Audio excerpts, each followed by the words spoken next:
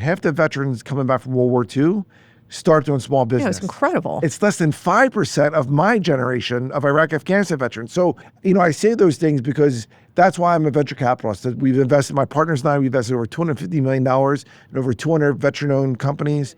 But we got to do more. We got to give opportunities for young Americans to believe in themselves, give them access to capital, teach them the ways to do great things, and bet on themselves.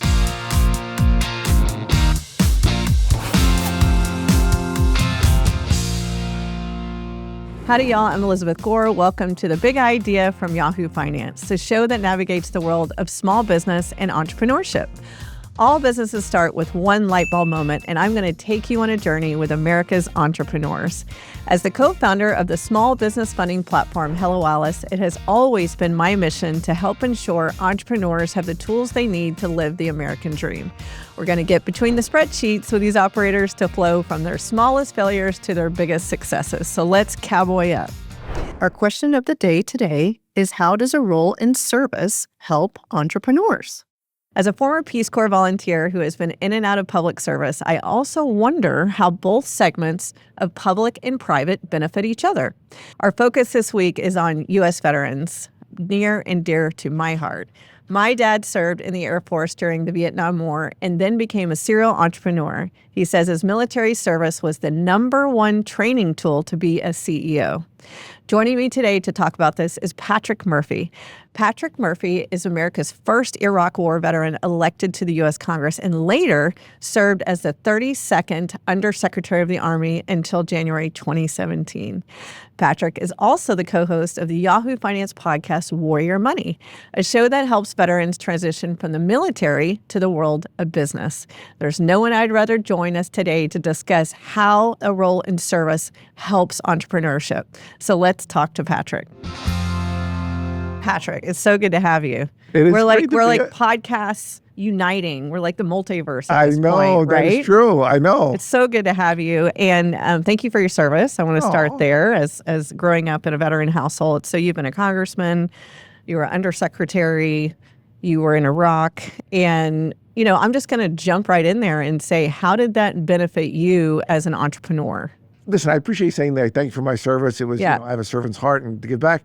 But you too. I mean, you're the daughter of a veteran.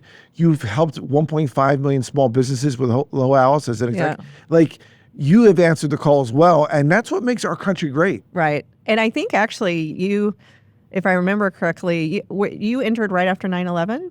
Is that right? I joined in 1993, but I was a captain teaching at West Point. Right.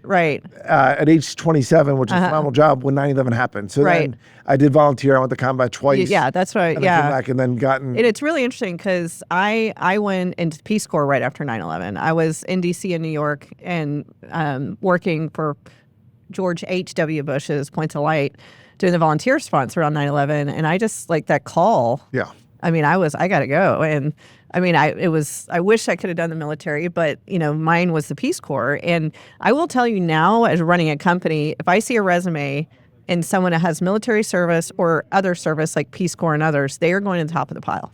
Yeah, it's interesting. I just gave at 2 graduations, keynote addresses, and then I wrote a Substack piece saying these are things I wanted to say but didn't, because what I want to say is I'm sorry. I'm sorry for this next generation because we're $36 trillion in debt. It looks like we might be tacking on more to the debt.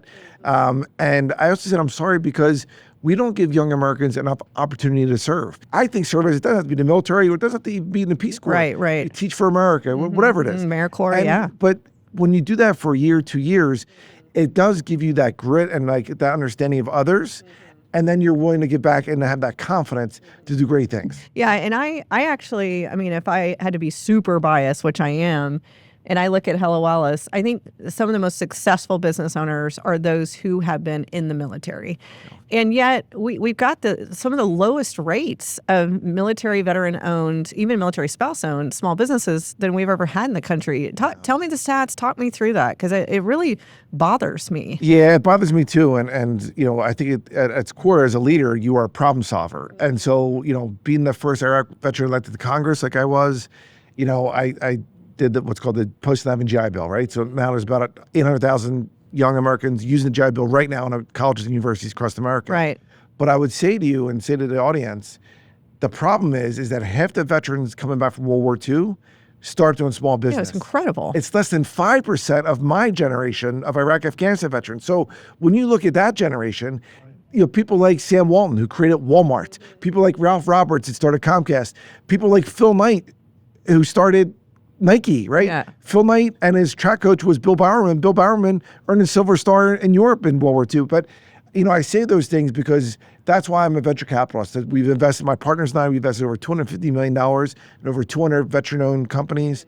But we got to do more. We got to give opportunities for young Americans to believe in themselves, give them access to capital, teach them the ways to do great things, and bet on themselves. Mm-hmm, absolutely. So I love ensuring that veterans get small business grants. We have $8 million right now available for small businesses on Hello Wallace. And I think we need more resources out there for veterans. If I'm a veteran and I'm listening right now, can you just point me to a couple of directions to just help me get started? Yeah, sure. So listen, first off, it's like, there's people out there to help, right? And so what you do is a incredible public-private partnership, number one. But two, I'm a big believer in Bunker Labs. I know you're Love serving on Bunker, boards. yeah. In over 30 cities across America, they help veterans get a business plan. Because listen, if you have an idea, are you going to have a customer, right? Because it's not just about like, hey, I have an idea, I want to start a business. Okay, well, how are you going to make money? Because this is not a charity, right? Right. How are you going to get customers? What's your business plan? What's your return on investment? All that stuff. So that's what the great thing, the goodness that Bunker Labs does. Right. And that's what I encourage people to do. And then, if you're looking for grants, hello, Alice, and I'm not just plugging it because you're, the CEO. That's the kind of goodness and, the kind of that peer support that you can provide, but saying, hey, it's what we call Pathfinder in the Army. I'm showing you the path that I took, and maybe it's the same one, maybe it's a little bit different, but hey, this is the way. Don't try and create your own path that, it's even harder that way. So, we coming back to our big idea question today is, does public service help my business? And, the vast majority of small business owners are engaged in their community. They're on the chamber board, they're on the Rotary board, they're running for councils, and some people might say, well, is that detracting from the time in your business? Because time is our toughest commodity. Tell me how a business owner should think about their time outside the office. Yeah, well, one, you have to fill your cup somehow, right? So like I try to live a purpose-driven life. So I surround myself with people that motivate me, that inspire me, and that help me and grow me. And part of that is sometimes iron sharpens iron. Sometimes they're letting me know I have to do a little bit better, right? And I was very proud of my co-host, Dan Coons on Warrior Money. We're venture capital partners together, but he just ran for like Malvern Borough Council, right? Oh, it's awesome. And and he won. And so to me, he didn't have a competition. He didn't have a primary. I don't think he's gonna have a general fight. But to me, like getting young people involved in community service, whether it's for elected office or whether it's just public service through the local chamber. I do a lot of stuff with the National Chamber of Commerce. We have this initiative called the Hiring Our Heroes Initiative, where, we really try to help corporate America to hire these next generation of veterans getting out. Elizabeth, there's about 200,000 young troops that transition out every year. And a lot of times we'll just go back home. Well, what we do is we give them basically a full day, first 3 hours is give them a headshot for LinkedIn, tell them how to change their profile, do all these type of things, tell them about taxes in different states, things that it may not be tracking when they're active duty. And then second part of it is we bring in corporate America and we do 80 events a year with them, but we bring corporate America to actually interview them to potentially get jobs. So that's what we try to do. And part of the pain there is, they want to hire veterans, but they don't know how to reach them, right? So we bring them the major installations. Secondly, though, the other pain point, right now, Elizabeth, there's about 24% unemployment with military spouses. Yeah. So when you look at the fact that your household, most households in America are dual income families. Right. And military families, when you have 24% unemployment, when mostly spouses that are women that are looking for work and are unemployed, we got to do a better job. Yeah, I want to spend a second on that. I'm a huge fan of military spouse entrepreneurs, and we have a community on Hello Alice of military spouse entrepreneurs. And one of the things I'm so excited about with the advancement of AI, the advancement of digital e-commerce companies and tools, is with military spouses moving so much or not being fully connected, I'm excited that, I think this next generation of technology is going to bring them in. And I have to shout out to AMZ, the Associated Military Spouse Entrepreneurs. So if a military spouse is listening and wanting to start your business, I think that's super critical. Hold that thought. We will be right back on The Big Idea.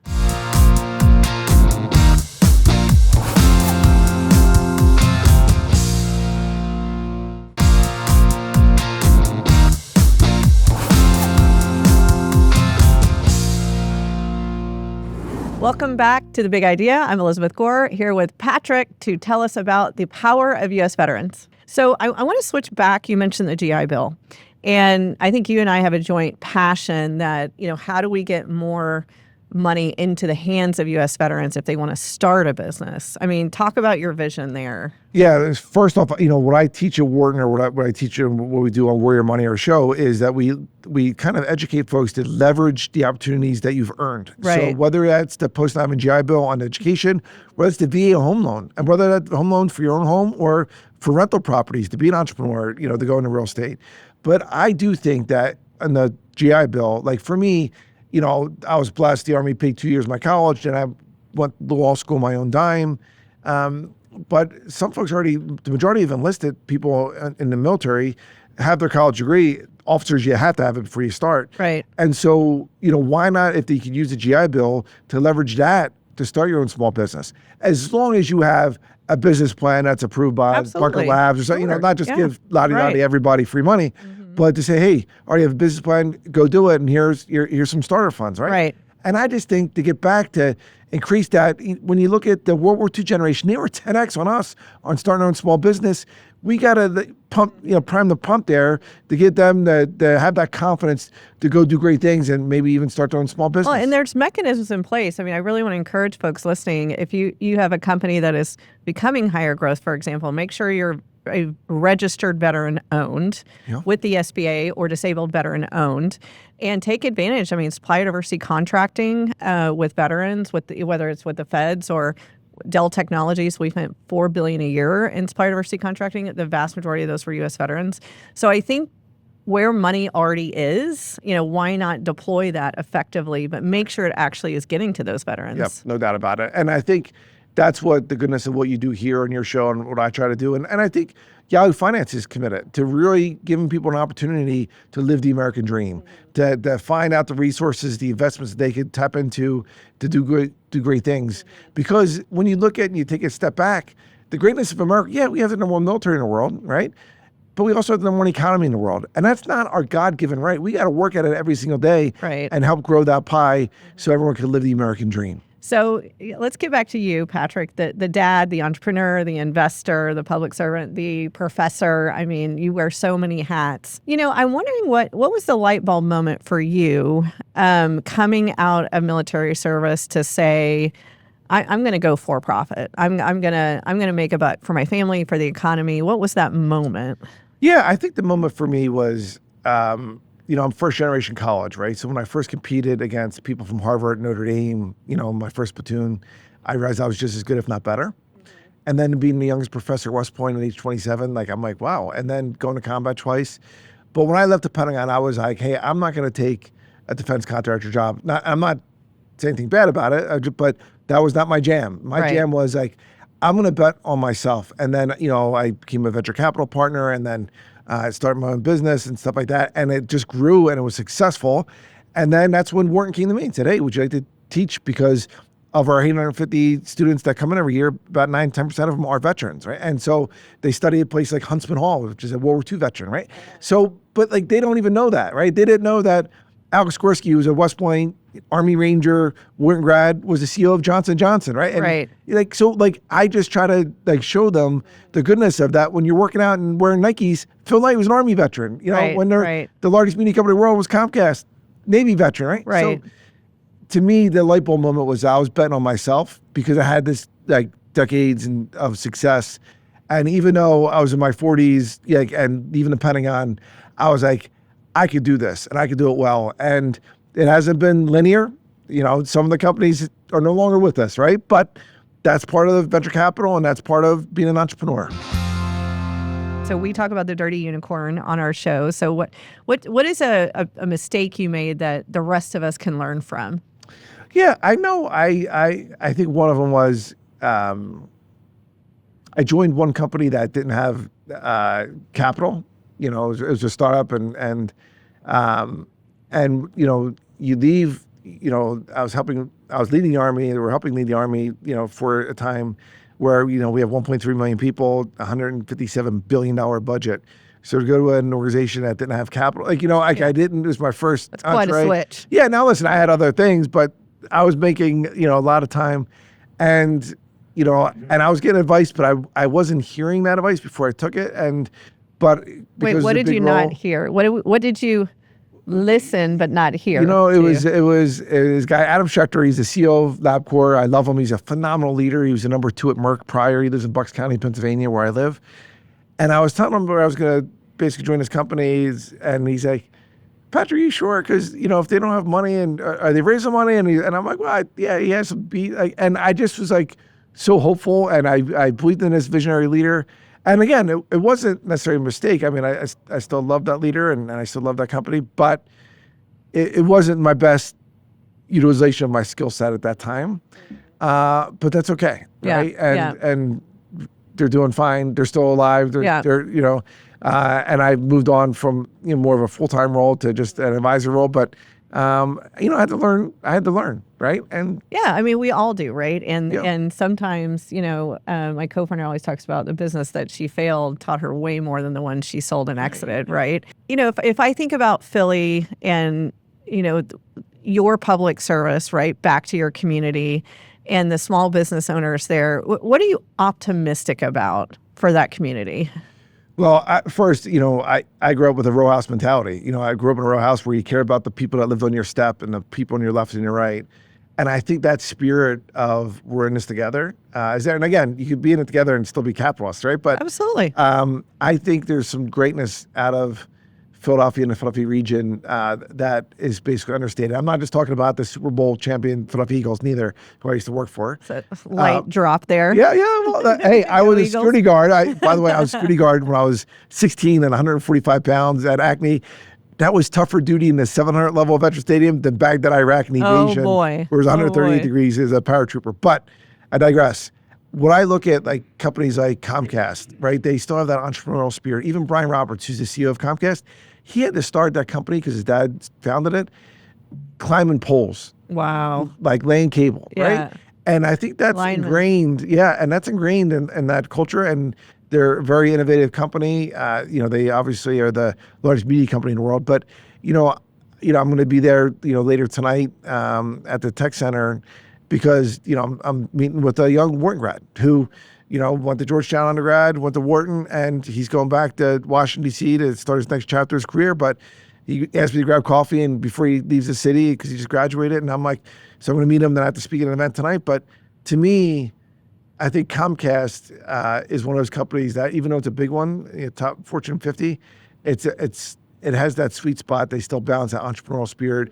And they kind of have the no jerk rule. They don't hire jerks. Right, right. Ooh, I like the no jerk rule. We need that everywhere in the world. Well, it's funny when you talk about Philly and you talk about the community, you didn't say tech, you didn't say innovation, you said the people. Yep. And I just think that's really interesting. And it pulls us full circle, around to,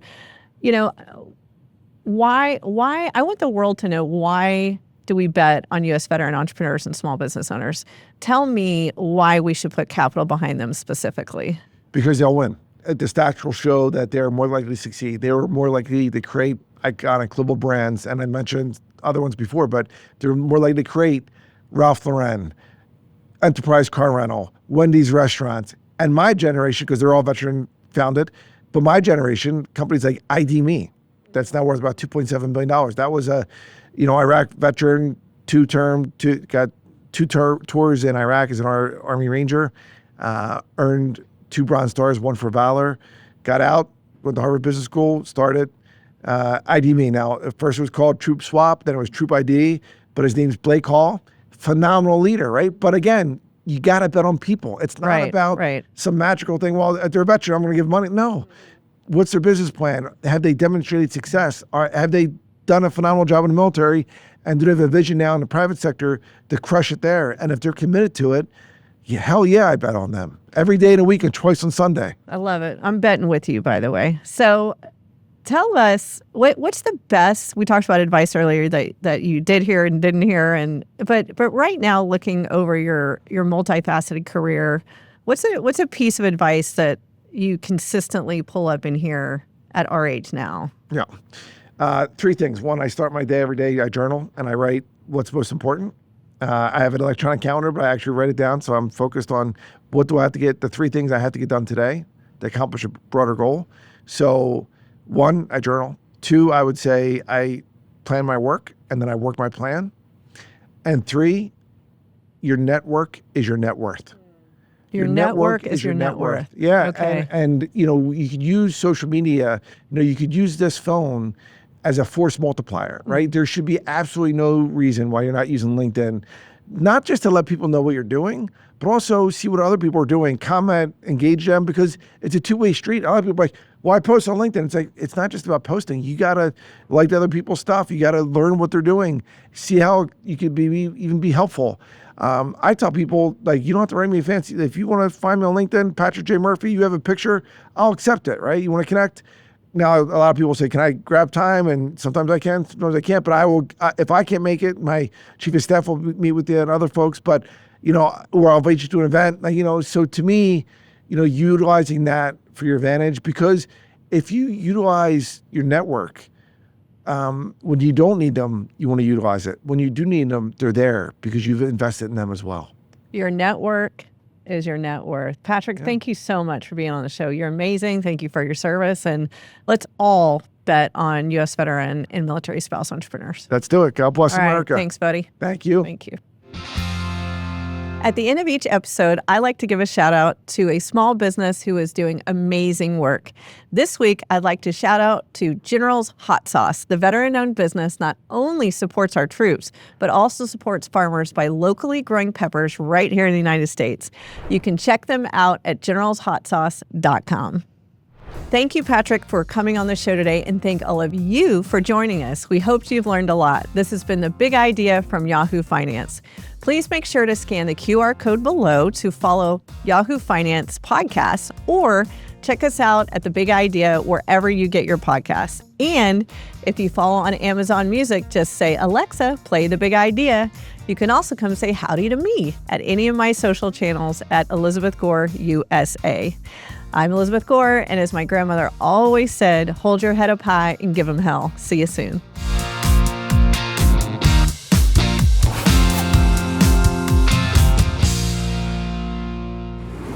This content was not intended to be financial advice and should not be used as a substitute for professional financial services.